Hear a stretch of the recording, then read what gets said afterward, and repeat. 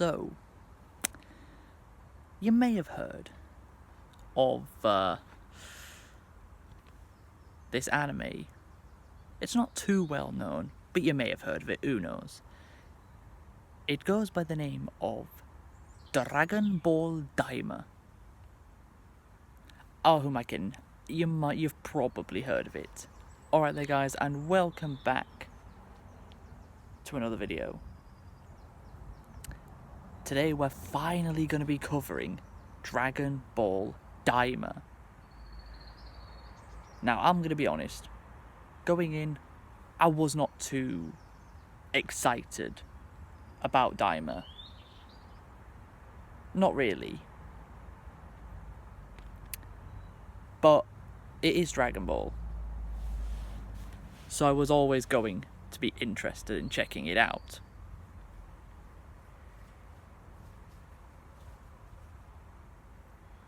So I did. Dragon Ball Daima takes place very, very soon after the Majin Buu saga. As in, like, very soon. The Buu saga literally created a butterfly effect that created the story of Daima. And in Daima, the Demon Realm, which we only got to see a tiny bit of during the Buu saga, when Dabura was fighting Goku, Vegeta and Gohan. The Demon Realm is where the whole of Daima takes place, pretty much.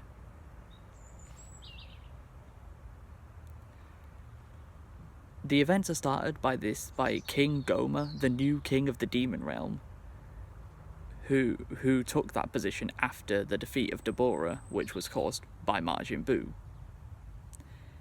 He recruits this very old Namekian called Neva, who is kind of like Toriyama's self-insert, in a way. And he basically has him tell him about the Dragon Balls, go to Earth, collect Earth's Dragon Balls, and basically make everybody who fought against Majin Buu and Dabura turn into children.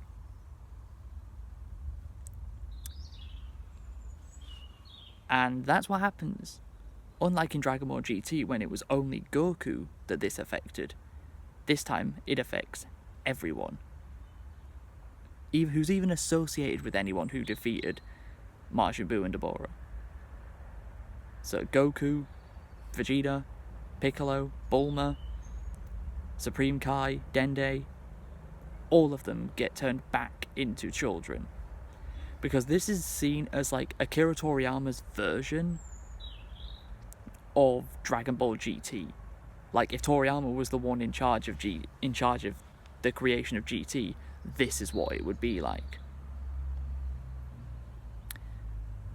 So, in order to get to the Demon Realm, this guy called Glorio, who was sent by the king of the third Demon World, because the Demon Realm has 3 different worlds, and also the Demon World only has 3 Dragon Balls instead of 7, and they look just like the Planet Namek Dragon Balls, the big ones. Because, if you remember, the Namekians actually originate from the Demon Realm.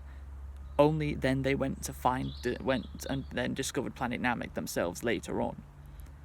Hence why in the original Dragon Ball, Goku defeats Demon King Piccolo.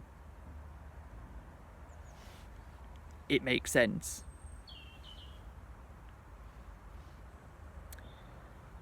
So, Goku makes his jets off to the Demon Realm and starts off in the third world. The 3 Dragon Balls are all kept within these metal guys called Tamagamis, who are like some of the strongest beings throughout the Demon Realm.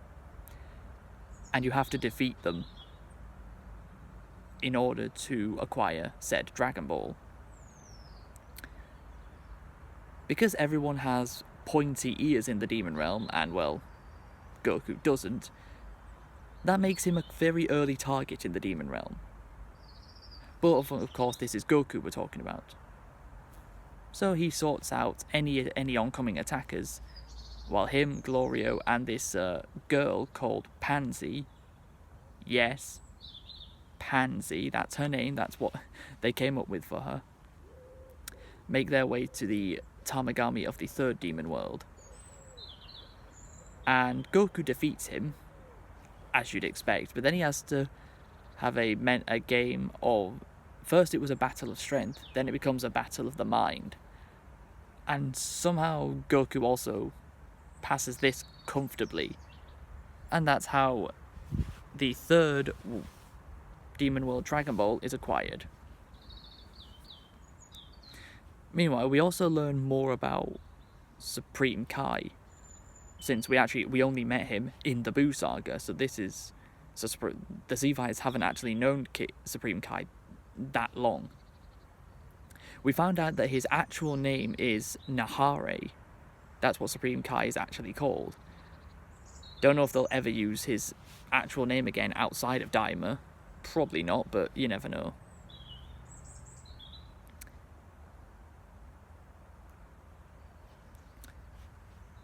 We also learn that Goma's second in command, well, second or third in command, maybe third, this female Supreme Kai called Arinsu, she is actually the sister of Supreme Kai. And also,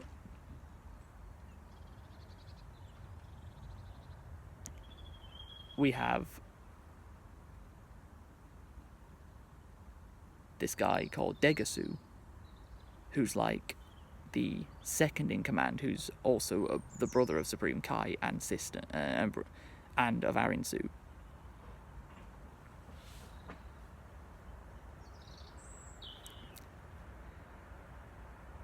So whilst Goku is on his way to the next demon world, Vegeta and Piccolo and Bulma then all arrive as well. In the second demon world, Vegeta decides to show us a little transformation that he's been hiding from us. For the very first time in actual Dragon Ball canon, and not just a Raging Blast what-if scenario from 15-16 years ago, we finally bear witness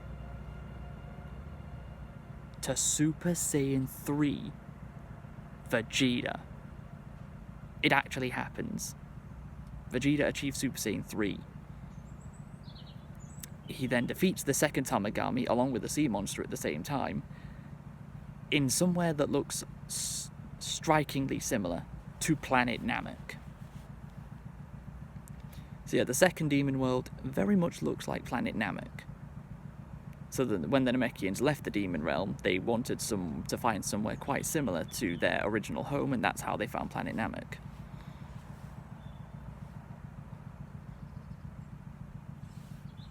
They then, after defeating the Tamagami, Arinsu decides to stop them from acquiring the third Dragon Ball from the first Demon World's Tamagami before the Z-Fighters even get there. So what does she do? She creates some brand new margins. These two brand new yellow margins. The first one she creates is called Margin Ku. Yes, they just changed the B in Buu to a K. He's not particularly very strong, as he takes on the Tamagami and gets his ass kicked, shall we say. It's not a pretty sight for him. So Arinsu's like, well, that didn't work. Oh well, let's go make another margin, see if this one works. So she goes back to make a second margin. This one is called Margin Du, D-U-U. And this one actually defeats the Tamagami and acquires the Demon World the first Demon World's Dragon Ball. Meaning all three of them have been acquired, but not by the same group.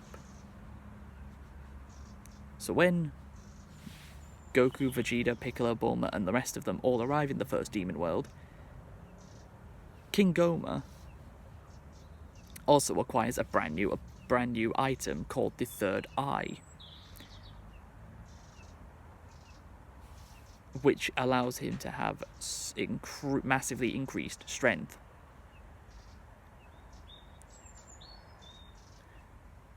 So this also makes him significantly larger in size, to where he literally looks like a Pride Trooper from Universe 11 in Super. He's like literally wearing the same outfit as what Jiren, Toppo and Dispo are all wearing in the Tournament of Power.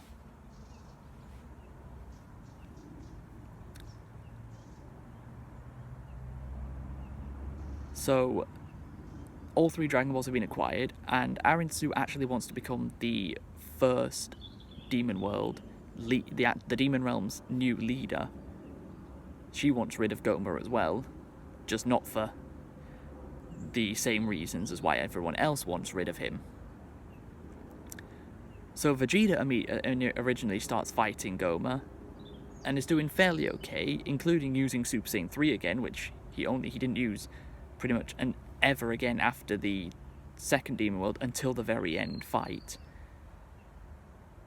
Goku wants to join in, but Vegeta won't let him, so Bulma does the only thing she can, and she shouts at Vegeta, "If you don't stop fighting, I will never take a bath with you again." And just like that, Vegeta folds and goes and flies straight down to where everyone else is. So Vegeta and Bulma take baths together. I don't know why we needed to know that, but we do know it. So Goku starts fighting Goma and brings out something that no one thought we'd ever see outside of the games and GT. And yet here we are, Goku,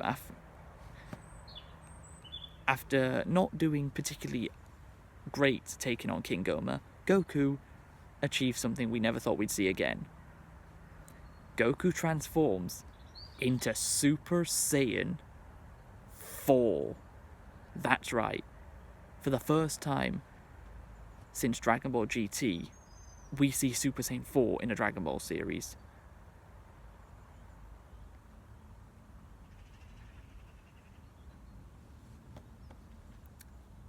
The only differences between GT Super Saiyan 4 and Daima's is Goku's hair is red instead of black, and his eyes are red instead of yellow. Those are like the only real changes, because his tail grows back just like it did in GT. His clothes turn to fur, just like in GT.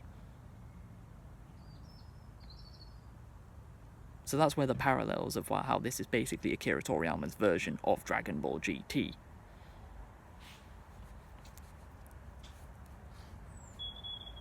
In order to get rid of the third eye from Goma, you need to hit him in the back of the head 3 times. Piccolo does it twice, almost gets it done, but just misses out. Goku uses the most badass Kamehameha we've seen from this series so far against Goma, but it does not take him out. And then Majin Du, not Ku, not the strong one, Majin Ku, the weaker one, he has hold of the book that explains how to deactivate the third eye, sneaks up and hits Goma in the back of the head 3 times with said book. So the third eye pops out of him, and Goma is defeated. And with how the Demon Realm works, whoever defeats the current king of the Demon Realm basically is next in line to become it. And technically it was Majin Ku, so he becomes the new leader of the Demon World, which is quite funny. He makes Arinsu his vice leader. He makes Glorio, Pansy's father, Majin Du, all ministers of the demon world. And this was all after Glorio used the 3 Dragon Balls from the demon realm to summon a red Porunga, which kind of reminds me of the red Super Shenron from, the red evil Shenron from Dragon Ball Ultimate Tenkaichi, and wish for everyone to become adults again.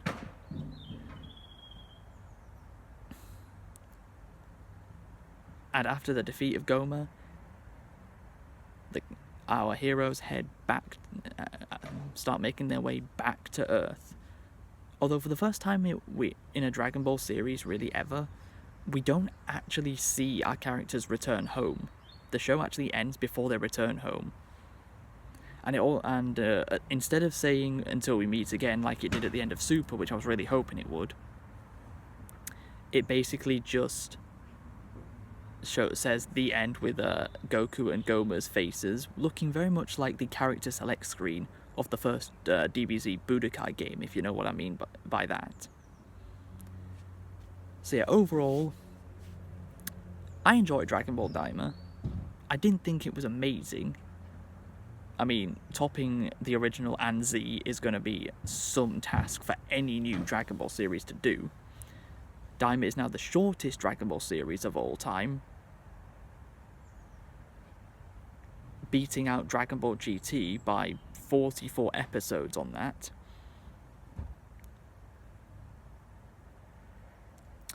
And Daima ended on the exact same day of the 1-year anniversary since the passing of Akira Toriyama, which is so poetic and fitting. But yeah, that is my take on Dragon Ball Daima. Hope you guys have enjoyed.